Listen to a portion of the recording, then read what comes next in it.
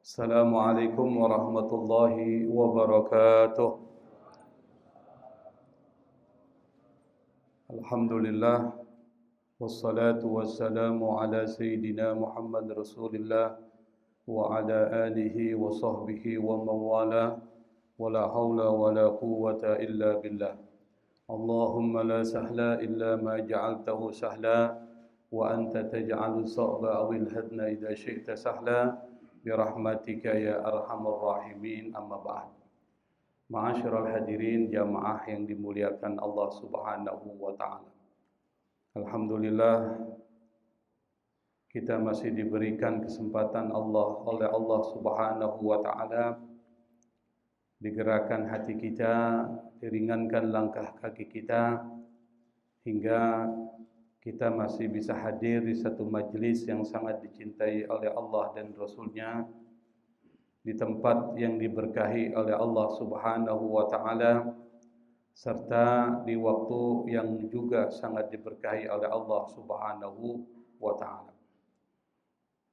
Pada kesempatan pertemuan sebelumnya kita sudah membahas tentang khasa'is surah wa ayatin minal Qur'an, kekhasiatan, keistimewaan surat-surat dan ayat-ayat di dalam Al-Quran.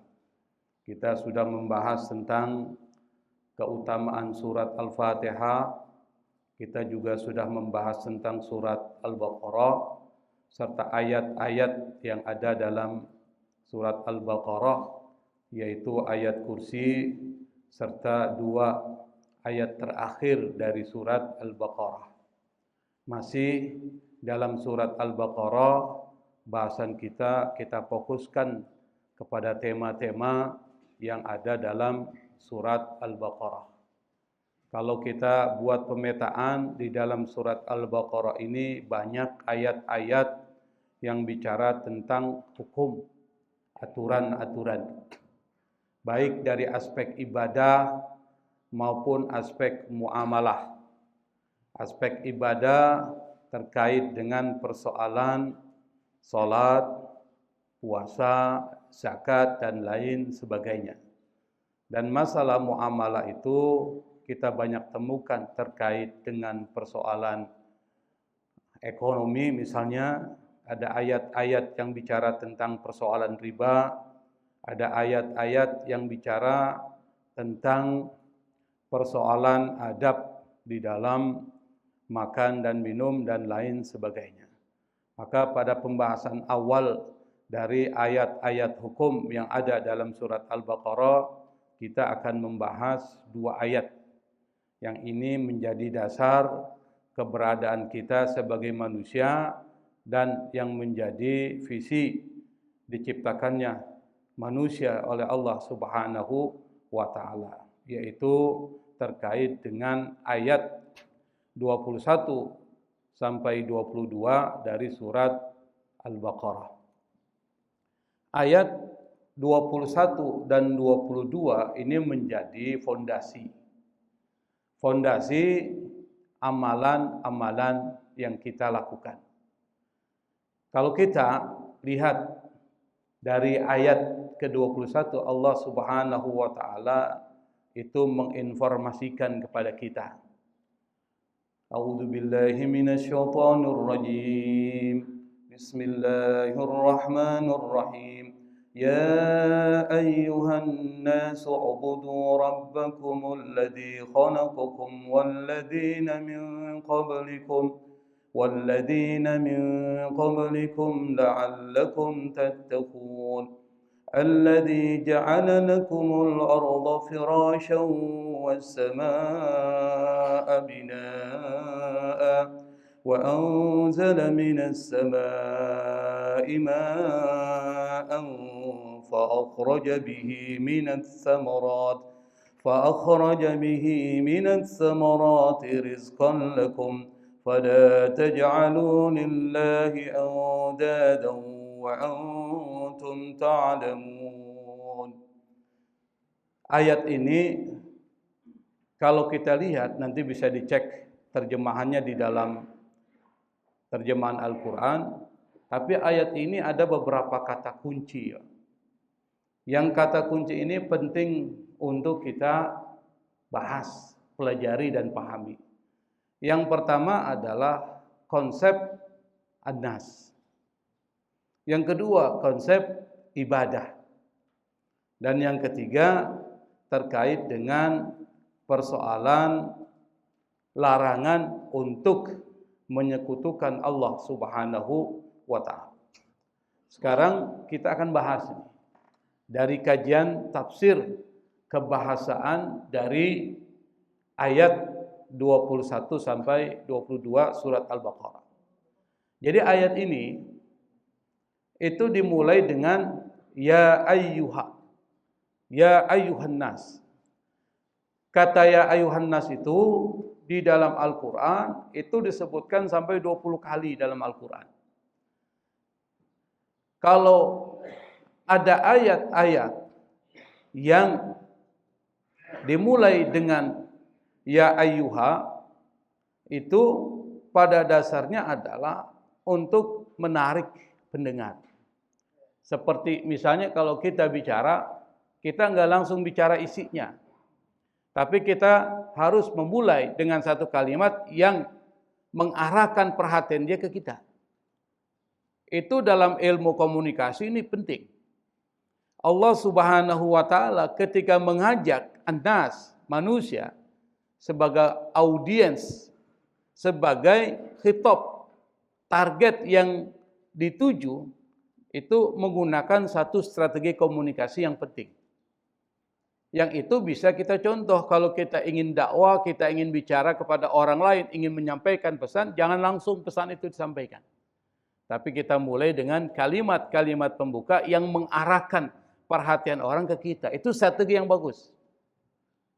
Yang nanti disebut dengan attention getter dalam ilmu komunikasi. Menarik perhatian orang. Dan biasanya kalau ada ayat-ayat yang dibuka dengan ya ayyuhan nas, ya ayyuha, itu pada dasarnya sebagai muqaddimah. Muqaddimah apa?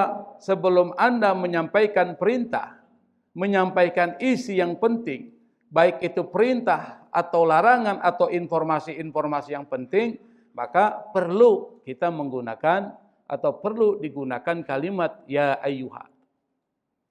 Makanya sekali lagi dalam ilmu komunikasi ini penting. Kenapa penting? Karena kita memastikan audiens yang akan kita sampaikan pesan itu dia dengar. Makanya banyak orang-orang berceramah, Pak, itu nggak didengar orang. Kenapa? Karena dia tidak punya strategi. Attention getter itu. Yaitu menarik perhatian dari orang yang diajak komunikasi. Maka perlu strategi itu. Nah, Allah Subhanahu wa ta'ala di dalam konteks Al-Quran ini menggunakan kalimat ya ayyuhan nas, maksudnya adalah wahai manusia, dengarkan. Dan ini membuat pesan yang akan disampaikan itu menjadi efektif. Itu kata ya ayyuha, ya ayyuha. Yang kedua, di dalam ayat ini yang dipakai bukan orang beriman, tapi bersifat umum, an-nas. Biasanya kalau ibadah itu disampaikan buat al-mu'minun, ya ayyuhal mu'minun, ya ayyuhalladzina amanu. Biasanya begitu. Misalnya ya ayyuhalladzina amanu kutiba alaikumusiyam, wahai orang beriman, diwajibkan kepada kalian berpuasa. Tapi ini Allah menggunakan kata an-nas. Kenapa? Karena yang menjadi perintah ini bersifat umum. Apa perintahnya? U'budu. Ibadah itu umum. Tapi nanti kalau udah dirinci pada hal yang bersifat khusus, biasanya lari kepada orang-orang beriman. Karena ini umum. Ini kita bahas. Yang pertama, kata an-nas, itu artinya manusia. Kenapa manusia disebut dengan an-nas? Atau disebut dengan insan? Itu sama. Linisyanihi, karena manusia itu adalah orang yang suka lupa. Itu manusia. Maka kalau ada manusia kita lupa, itu wajar. Kenapa? Karena memang kita ini wataknya adalah pelupa. Maka kalau kita lupa, lalu kemudian melakukan maksiat, kata Allah, kita cepat-cepat istighfar. Ingat Allah dan istighfar. Zakarullah wastaghfaru lidunubihim. Jadi langsung ingat Allah, kemudian minta ampun kepada Allah Subhanahu wa ta'ala. Karena ini pakai an-nas, maka tidak hanya terbatas buat orang beriman, tapi seluruh manusia, baik itu sukunya macam-macam, tidak terbatas pada suku, bangsa, golongan, agama, semuanya kena. Kedua, dalam ilmu komunikasi, kalau kita bahas ilmu komunikasi atau dakwah dan komunikasi itu, biasanya pesan yang bersifat umum itu memiliki daya jangkau dan pengaruh yang lebih besar. Yang kedua, ini ingin menyampaikan bahwa Islam itu adalah bukan agama buat khusus komunitas tertentu. Kalau Nabi Musa misalnya diutus buat Bani Israel, maka yang lain tidak berkewajiban atau tidak tersentuh dengan pesan-pesan tersebut. Tapi Bani Israel, khusus kepada Bani Israel. Nabi Isa sama. Maka ayat-ayat yang ada dalam kitab Taurat dan Injil itu yang menjadi audiensnya, yang menjadi target komunikasinya itu adalah Bani Israel. Siapa Bani Israel? Bani Israel itu adalah anak keturunan dari Nabi Yakub, Israel. Kata Israel itu artinya Abdullah, hamba Allah. Yang dinisbatkan, diberikan laqab itu kepada Nabi Yakub. Ini Nabi Yakub kan kita kenal, seorang nabi yang diceritakan Allah Subhanahu wa ta'ala punya istri itu 4. Yang pertama dan yang kedua adik kakak. Kakak kandung, adik kandung. Pada zaman Nabi Yakub boleh menikah adik kakak sekaligus meskipun kandung tuh pada zaman Nabi Yakub tuh. Nabi Yakub punya 2 istri, yang pertama namanya Lea, yang kedua namanya Rahel. Lea dan Rahel ini punya pembantu perempuan 2. Lalu kemudian Lea, istri pertama dari Nabi Yakub, kemudian memberikan pembantunya itu kepada Nabi Yakub untuk dinikahi. Sementara Rahel punya pembantu perempuan diberikan kepada Nabi Yakub untuk dinikahi. Enak nggak punya istri gitu, Pak? Enak, Pak. Kalau sekarang boro-boro kita kan. Kalau kita ngelirik sedikit aja perempuan udah setengah mati tuh bini kita itu. Tapi ini bininya nyerahin pembantunya untuk dinikahi. 4 tuh. Nah dari Lea lahir banyak anak. Nah salah satunya tadi ada yang bernama Yahuda. Yahuda ini menjadi Bani Yahud. Anak keturunan Yahuda nanti jadi Yahudi itu. Kemudian dari Rahel itu muncul 2 orang anak yang disebutkan di dalam Al-Quran. Yang pertama adalah Nabi Yusuf. Yang kedua adiknya namanya Bunyamin. Nanti dari istri yang ketiga dan keempat ada juga anak. Kalau dikelompokkan itu ada 12. Dan di dalam Al-Quran ceritanya tentang mereka itu. Anak keturunan mereka yang kemudian membentuk 12 suku, 12 kabilah. Itu yang diceritakan oleh Allah dalam Al-Quran yang disebut dengan Bani Israel. Kemudian anak keturunannya menyebar sampai ke wilayah Hijaz, Mekah dan Madinah dan seterusnya, yang mereka yang menjadi khitabnya, yang menjadi sasarannya. Maka ajaran-ajaran sebelum Nabi Muhammad SAW itu rata-rata khusus buat komunitasnya. Ajaran Islam karena Nabi adalah penutup para nabi, maka itu mencakup semua manusia. Ini karena itu maka yang digunakan di dalam ayat ini menggunakan ya ayyuhan nas, menyentuh semua lapisan masyarakat. Apa hikmahnya menggunakan ya ayyuhan nas? Yang pertama tadi, bahwa Islam ini agama universal, agama terakhir. Kalau agama terakhir, maka ajarannya harus final. Karena dia terakhir, harus final. Kalau belum lengkap, belum dianggap terakhir. Finalnya Al-Quran itu dikatakan Allah, al-yauma akmaltu lakum dinakum wa atmamtu 'alaikum ni'mati wa raditu lakumul Islam madinah. Itu kesempurnaan. Tetapi ingat, secara umum sempurna, tapi perlu ditafsirkan. Tafsir terhadap Al-Quran inilah yang kemudian memunculkan madhahib. Memunculkan mazhab dan aliran di dalam Islam. Jadi kalau ada aliran A, aliran B, aliran C, jangan langsung disalahkan. Itu bagian dari penafsiran. Kecuali kalau memang sudah menyimpang dari ajaran dasar Islam, baru kita mengatakan ini keluar dari Islam. Misalnya apa?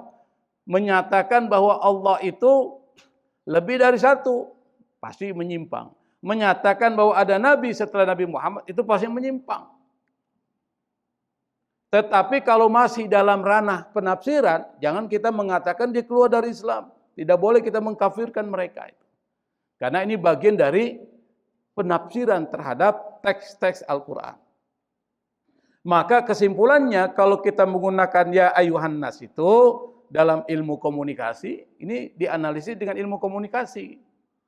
Apa? Yang pertama, panggilan menggunakan ya ayuhan nas itu menciptakan hubungan emosional, dekat.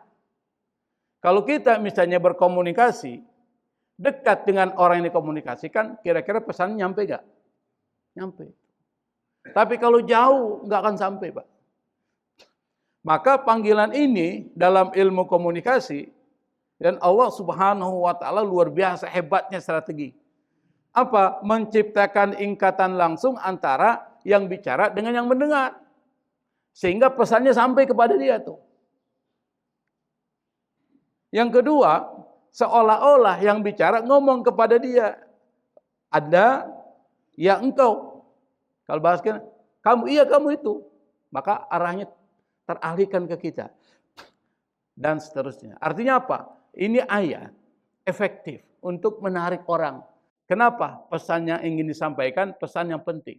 Apa? Ya ayuhan nasu ubudu, wahai manusia, ubudu rabbakum, sembah Tuhanmu. Jadi perintah yang paling penting di dalam Islam itu adalah menyembah Allah Subhanahu wa Ta'ala. Kenapa?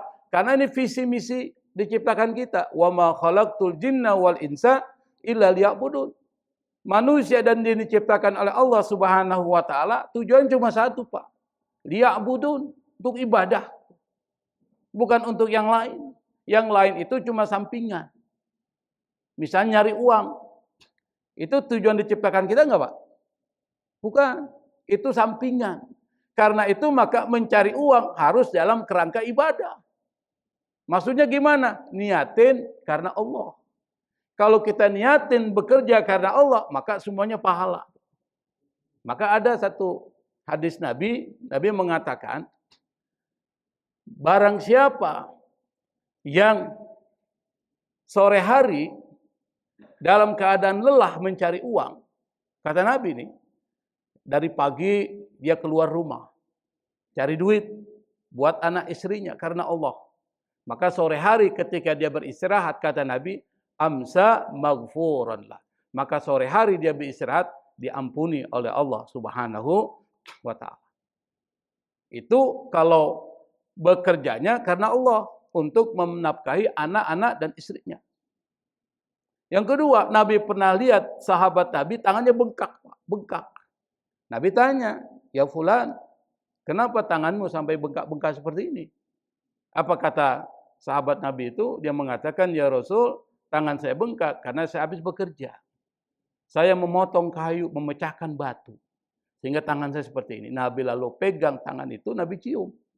Nabi mengatakan, hadhihi yadun la tamassuhun nar. Ini adalah tangan yang tidak akan pernah disentuh oleh api neraka. Kenapa? Karena yang dia lakukan dalam kerangka ibadah. Sama misalnya kita. Mandi nih.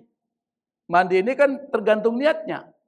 Kalau mandi itu niatnya adalah karena kita supaya ingin segar badan kita, maka enggak dapat ibadah itu. Enggak dapat pahala.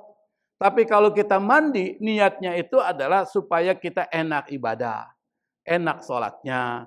Tujuannya karena Allah, maka mandi itu dapat pahala itu. Jadi tergantung dari niat kita, disetel niatnya. Maka kata Allah, manusia dan jin diciptakan untuk beribadah, yang lain sampingan. Karena dia sampingan, maka diarahkan untuk mendapatkan nilai ibadah. Kalau itu adalah kebaikan. Maka pesan yang kedua, kata kunci yang kedua adalah ibadah. Penting nih. Ibadah, Allah gunakan dari kata ibadah. Dari kata abdun. Abada, ya'budu ibadah. Kata ibadah itu dalam bahasa Arab, ini hebatnya bahasa Arab. Dia punya format. Formatnya itu adalah fi'alah. Formatnya tuh kata ibadah sama dengan fi'alah tuh. Kalau kita belajar bahasa Arab, kata fi'alah yang jadi format dari ibadah ini menunjukkan dua hal. Yang pertama, ya dulu alal mubalaghah wal istimrar. Apa itu mubalaghah? Mubalaghah itu kedalaman. Istimrar, keberlangsungan terus-menerus istimrar. Maka kalau ada bentuk kalimat dengan menggunakan format fi'alah, salah satunya adalah ibadah, maksudnya di dalam itu ada wal mubalaghah wal istimrar, kedalaman dan keberlangsungan terus-menerus. Nah, sekarang kita lihat. Maka ibadah itu, coba Bapak perhatikan polanya. Polanya, ada mubalaghah, ada istimrar. Ada kedalaman, ada kontinuitas, yaitu keberlangsungan. Maksudnya apa? Yang dimaksud dengan ibadah itu karena mengandung dua pola tadi, al-fi'ala, maka makna ibadah itu harus khusyuk, sungguh, kedalaman. Ibadah. Karena formatnya begitu. Yang kedua, harus terus-menerus konsisten sepanjang hidup. Nggak bisa disebut ibadah kalau sekali melakukan. Itu bukan ibadah. Yang kedua, makna dari ibadah secara mubalaghah, kedalaman. Itu maksudnya ibadah bukan cuma rutinitas. Tapi harus dibarengi dengan kekhusyuan, kesungguhan, dan kedalaman. Makanya orang sholat, nggak dianggap sholatnya itu kalau nggak ada khusyuknya. Kam min qaimin laisa lahu min qiyamihi illa ta'ab. Berapa banyak orang yang sholat tidak dapat pahala sholatnya. Kecuali capek doang. Kenapa? Enggak ada khusyuk, enggak ada kesungguhan, enggak ada kedalaman. Yang kedua, makna ibadah terus-menerus konsisten. Maka ibadah bukan hanya sesaat. Sholat terus-menerus enggak, Pak? Terus-menerus sampai kita mati. Demi ibadah. Puasa setiap bulan Ramadan. Terus-menerus. Haji setiap bulan haji. Itu namanya ibadah. Jadi kalau dilaksanakan tidak mendalam, tidak sungguh-sungguh, tidak khusyuk, maka dianggap bukan ibadah itu. Kalau dilakukan tidak konsisten, tidak terus-menerus, itu bukan dianggap ibadah. Maka digunakanlah formatnya sama tuh. Ibadah fi'alah, formatnya sama. Maka kalau kita lihat implikasi dari format ibadah tadi itu, formatnya dalam bahasa Arab, maksudnya apa? Ibadah itu bukan event biasa. Tapi dia proses yang terus-menerus. Kedua, bukan formalitas, tapi esensi itu ibadah. Makanya jangan heran kalau Allah mengatakan, aku tidak menciptakan manusia dan jin kecuali untuk ibadah. Berarti ada sesuatu di dalam ibadah itu sehingga menjadi tujuan penciptaan manusia. Yang ketiga, ibadah itu bukan parsial, setengah-setengah, tapi harus integral. Kenapa? Karena format yang digunakan, formatnya fi'alah. Kata ibadah itu sama tuh formatnya. Maka maknanya adalah seperti ini. Karena itu maka ketika kita melaksanakan sholat harus mubalaghah wal istimrar. Konsekuensinya gitu. Maksudnya apa? Harus khusyuk, pahami bacaan, ayati makna. Kesungguhan, kedalaman, dan kekhusyuan. Yang kedua, istimrar terus-menerus, nggak boleh terputus. Maka 5 waktu di sholat kita itu terjaga setiap hari sampai kita mati. Nggak boleh lepas. Makanya ibadah sholat itu nggak ada alasan untuk kita tinggalin. Nggak bisa. Kalau puasa mungkin bisa. Kita ini puasa Ramadan wajib. Tapi kita berpergian, boleh nggak berpuasa? Boleh. Kita sakit, boleh nggak berpuasa? Boleh, tapi nanti ada konsekuensi hukum berikutnya. Apa? Pertama, kita harus qada, diganti. Tapi kalau kita nggak bisa mengqada karena kesehatan kita terganggu terus-menerus permanen, maka perlu diganti dengan alternatif hukum yang lain. Apa itu? Membayar fidyah tuh. Itu maksudnya. Tapi nggak pernah terputus sholat. Puasa nggak terputus. Nah kalau sholat, Anda sakit, boleh nggak sholat? Boleh nggak? Anda sakit nih, nggak bisa bangun, boleh nggak sholat? Nggak boleh. Kalau Anda nggak bisa bangun, sholatnya duduk. Kalau duduk diri nggak bisa, sholatnya apa? Berbaring. Menggerakkan badan. Kalau menggerakkan badan berbaring nggak bisa juga, menggunakan isyarat. Kalau menggunakan badan, nggak menggunakan isyarat nggak bisa juga, apa? Innalillahi wa inna ilaihi raji'un. Mati dia. Nggak bisa gunain badan, nggak bisa isyarat, berarti udah mati dia. Artinya apa? Anda nggak boleh berhenti sholat itu. Itulah ibadah. Karena bahasa Arabnya berkata ibadah dari fi'al. Kedua sedekah. Sedekah ini ibadah, maka harus mubalaghah istibrar. Maksudnya apa? Sedekah itu harus yang terbaik, bukan sisa. Maka itu kalau kita mau korban, bagian dari sedekah itu, maka korban dengan binatang yang terbaik tuh. Bukan sesuatu yang tidak terbaik tuh. Itu luar biasanya. Dengan jumlah yang lebih besar daripada yang kecil. Yang kedua, istimrar. Harus terus menerus. Jangan pas sedekah selesai udah. Ditanya, ente udah sekali seumur hidup. Enggak begitu Pak. Harus continue. Maka Nabi menganjurkan salah satu Anda bersedekah adalah saat waktu bukur. Apa itu bukur?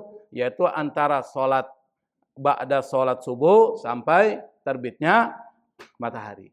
Kenapa? Karena Nabi Muhammad SAW mendoakan umatnya, Allahumma barik li ummati fi bukur. Ya Allah berkahi umatku pada saat waktu-waktu seperti itu.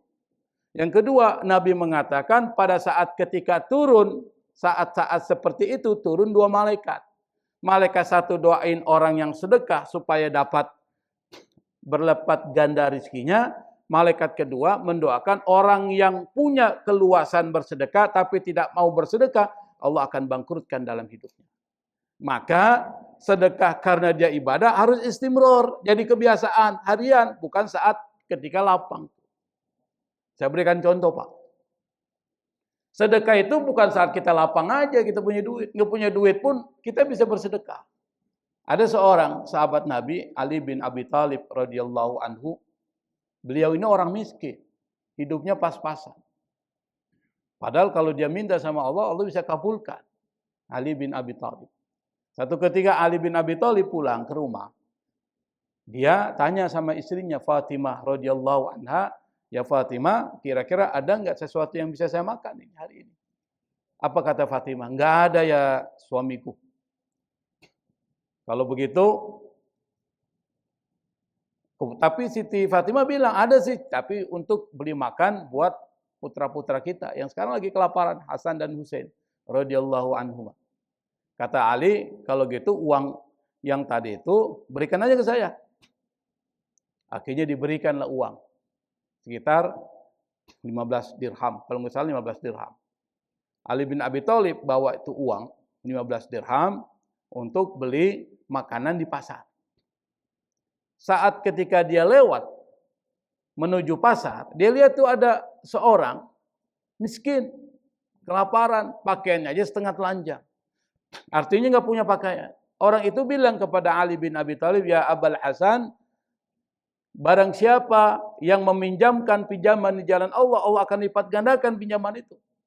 Ali bin Abi Thalib dengar orang itu ngomong seperti itu uang 15 dirham satu-satunya untuk beli makanan buat putra-putranya yang sedang kelaparan, dia langsung berikan kepada dia, Pak. Dalam keadaan sempit, dia berikan tuh uang satu-satunya, Pak. Coba Bapak misalnya disuruh istri belanja, uang 50.000 satu-satunya, ada orang miskin, minta dikasih, pulangnya gimana, Pak? Dimaki-maki kita. Ini enggak, langsung Ali bin Abi Thalib kasih.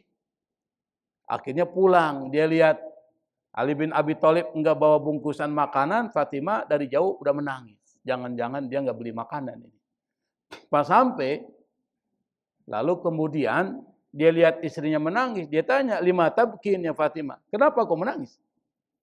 Fatimah bilang, "Saya lihat dari jauh kau tidak bawa bungkusan makanan, pasti kau tidak beli makanan."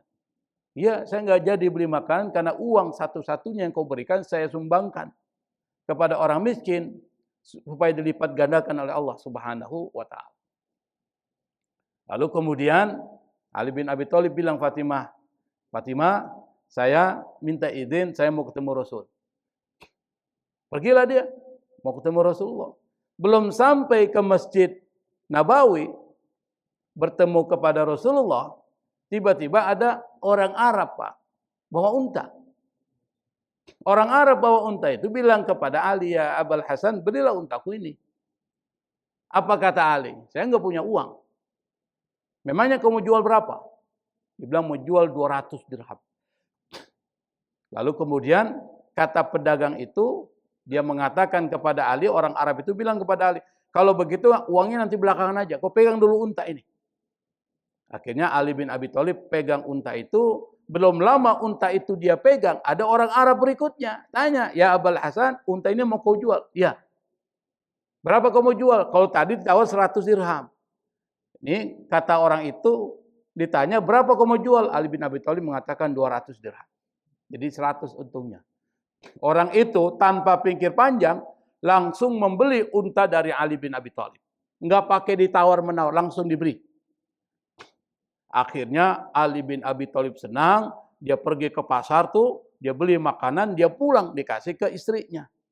Setelah itu dia bilang, "Fatimah, saya masih ada urusan dengan Rasul." Dia minta izin, pergi lagi ketemu Rasul. Belum sampai masuk ke masjid Rasulullah, Rasul udah tersenyum. Tersenyum dia. Kata Rasul, "Engkau yang cerita atau aku yang cerita, wahai Ali?" Ali bingung, kok tiba-tiba Rasul ngomong itu. Kata Ali, "Engkau saya yang cerita ya Rasul." Akhirnya Rasulullah cerita, "Engkau beruntung. Tahukah siapa orang Arab yang jual unta kepadamu dan orang Arab yang beli unta darimu?" Ali enggak tahu. Kata Rasul, "Yang jual unta adalah malaikat Jibril, yang membeli unta darimu adalah malaikat Mikail." Jadi dua malaikat turun tangan memecahkan persoalan Ali bin Abi Thalib. Jadi Ali dilipat gandakan dari uang sekitar 15 dirham itu, dilipat gandakan jadi 200 dirham. Artinya apa? Kalau Anda sedekah dalam keadaan sulit, maka Allah Subhanahu wa taala akan melipat gandakan rezeki dari Anda itu. Maka harus mubalaghah dan istimrar. Itu maksudnya. Termasuk bekerja itu ibadah. Maka karena dia ibadah harus mubalaghah. Apa itu mubalaghah? Ente harus profesional dong. Kalau kerja harus excellent, enggak main-main, enggak setengah, dan harus jujur. Makanya Allah mengatakan melalui lisan Rasulullah SAW, Rasul mengatakan, "Innallaha yuhibbu minal abdi idza amila ayyutqina fi amali." Kata Nabi, Allah suka banget sama orang kalau dia bekerja ayyutqina fi amali. Profesional dalam kerjanya. Maksudnya apa? Kerjanya tuntas. Pakai konsep, enggak kerja asal, tapi dia pakai konsep tuntas, selesai. Pada waktunya, kalau perlu kualitasnya bertambah. Itu orang profesional dan Allah cinta sama orang tersebut. Kenapa? Karena ini adalah ibadah. Karena ibadah harus istimror, konsisten. Tidak boleh setengah-setengah, terus-menerus dia seperti itu. Maka ini menjadi penting. Yang kedua, pertanyaannya adalah, kenapa harus ibadah kepada Allah? Kenapa kita perlu? Di sana disebutkan, "Ya ayuhan nasu budu rabbakum," sembah Allah. Kenapa Allah minta disembah dan kenapa kita harus menyembah Allah? Yang pertama, kebutuhan kita, Pak. Bukan kebutuhan Allah. Allah enggak berkurang kemuliaannya kalau kita enggak sembah. Dan Allah tidak bertambah kemuliaannya kalau kita menyembahnya. Ketika kita menyembah Allah, kembali buat ente. Salat Anda laksanakan sebagai ibadah. Larinya buat Allah atau buat kita? Buat kita.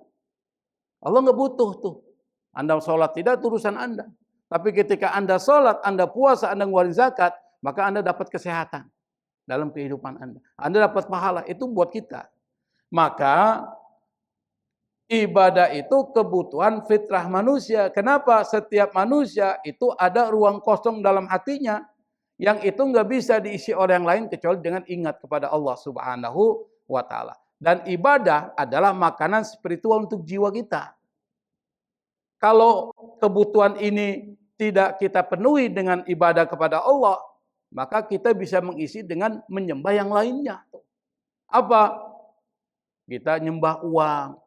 Kalau uang dijadikan raja, uang dijadikan Tuhan, Anda akan jadi budak uang itu. Maka Anda akan melakukan apapun untuk mendapatkan uang itu. Meskipun yang haram ditabrak terus. Kenapa? Abdul fulus, hambanya uang. Yang kedua, kalau kita menyembah ideologi, sama tuh. Apa yang terjadi menyembah ideologi? Dia mau salah, dia mau benar, itu sudah yang gue pilih. Ideologi. Makanya hati-hati Pak. Jangan jadikan sesuatu sembahan selain Allah Subhanahu wa Ta'ala. Pasti Anda akan kecewa. Yang kedua, ibadah itu bentuk syukur kepada Allah. Kita syukuri nih apa yang diberikan Allah kepada kita. Makanya ada satu cerita, Ibrahim bin Adham. Ibrahim bin Adham ini adalah seorang yang sangat kaya saat itu. Tapi kemudian dia tinggalkan semua kekayaannya, lalu dia menjadi seorang sufi. Menjadi seorang yang zuhud. Apa itu zuhud? Zuhud tidak terikat hatinya oleh dunia. Satu ketika ada seorang pemuda datang kepada Ibrahim bin Adham. Dia bilang sama Ibrahim bin Adham, ya Syekh, saya ini mau taubat. Tapi saya nggak bisa ninggalin maksiat. Kira-kira gimana solusinya? Ini kan orang kurang ajar Pak. Dia mau taubat tapi maksiat mau jalan terus. Kan kurang ajar namanya ini. Tapi Ibrahim bin Adham bukan kayak kita. Dia pintar. Boleh ente taubat. Tapi harus mengikuti beberapa persyaratan ini. Apa persyaratannya? Kata pemuda itu. Kalau ente mau taubat, tapi nggak bisa ninggalin maksiat, syarat yang pertama, jangan makan dari rezeki Allah. Syarat pertama. Apa dia bilang? Nggak mungkin lah. Semua yang saya makan ini datangnya dari Allah. Nggak mungkin datang dari saya ini. Apa? Saya nggak bisa nyiptain beras. Allah yang nyiptain. Saya nggak bisa nyiptain telur. Allah yang ciptakan. Semua yang saya makan ini dari Allah. Nah kalau begitu, gimana ente mau taubat sementara, ente masih makan dari rezeki Allah. Oke, kata dia. Pertanyaan kedua gimana? Kata Ibrahim bin Adham, boleh ente melakukan maksiat dan taubat tapi masih melakukan maksiat, tapi harus syarat yang kedua. Jangan tinggal di bumi Allah. Kata Ibrahim bin Adham. Dia bilang lagi, gimana mungkin? Semua yang saya injak ini ciptaan Allah. Bumi ini. Ciptaan siapa nih Pak Bumi? Ciptaan Allah. Kita cuma punya hak pakai, tapi nggak punya hak milik. Semua ini adalah milik Allah. Lalu dia tanya lagi, pertanyaan ketiga gimana? Pertanyaan yang ketiga, dia tanya, nanti kalau malaikat mau datang kepada engkau, mau cabut nyawanya, kau bilang sama dia, jangan cabut nyawaku, tunda. Apa dia bilang? Nggak mungkin. Kalau orang sudah mau mati, pasti dia mati. Lalu Ibrahim bin Adham mengatakan, ente ini gimana sih? Ente mau tobat tapi masih mau melaksanakan maksiat. Tapi ditanya seperti itu, jawabannya seperti itu. Lalu kemudian ditanya yang terakhir. Apa pertanyaan yang berikutnya? Apa? Nanti kalau kamu mati, kamu tahu nggak tempatmu di surga atau neraka? Orang itu lalu menangis. Pemuda itu nangis. Lalu kemudian kalau begitu saya kemudian tobat, saya tidak akan lagi melakukan maksiat, saya kembali kepada Allah Subhanahu wa Ta'ala. Pemuda itu kemudian menjadi orang yang soleh. Kenapa? Karena semua yang diberikan Allah Subhanahu wa Ta'ala itu harus disyukuri. Maka bentuk syukur kepada Allah Subhanahu wa Ta'ala adalah dengan ibadah kepada Allah Subhanahu wa Ta'ala. Di dalam ayat ini Pak, itu ada alasannya. Kenapa kita beribadah kepada Allah? Allah sebutkan alasannya. Apa alasannya? Yang pertama, alladzi khalaqakum walladzina min qablikum la'allakum tattaqun. Alasan yang pertama, kenapa kalian harus beribadah kepadaku, kata Allah? Karena aku yang menciptakan kalian dan orang-orang sebelum kalian. Jadi Allah yang ciptakan kita. Karena kita diciptakan oleh Allah, enggak pantas kalau kita tidak mensyukuri nikmat itu. Salah satu bentuk syukur apa? Ibadah kepada Allah Subhanahu wa taala. Enggak cukup. Kita ini diciptakan Allah, perlu ruang, perlu tempat. Maka Allah katakan, alladzi ja'ala lakumul arda firasya. Yang menjadikan bumi buat kalian tempat hamparan yang bisa Anda tinggal. Coba kalau kita diciptakan oleh Allah tapi tidak diciptakan bumi, mau tinggal di mana, Pak? Nggak bisa. Cukup nggak? Nggak cukup. Harus ada langit. Was-samaa'a binaan, langit sebagai atap. Kalau langit nggak ada atapnya, Pak, itu meteor jatuh, habis kita, Pak. Habis kita. Kenapa? Karena biasanya yang jatuh itu langsung di lapisan atmosfer itu hancur di situ. Anda bayangkan apa yang terjadi. Yang berikutnya adalah wa anzala minas samaa'i ma'an, Allah turunkan hujan. Dengan hujan itulah kemudian Allah tumbuhkan buah-buahan sebagai rizki buat kalian.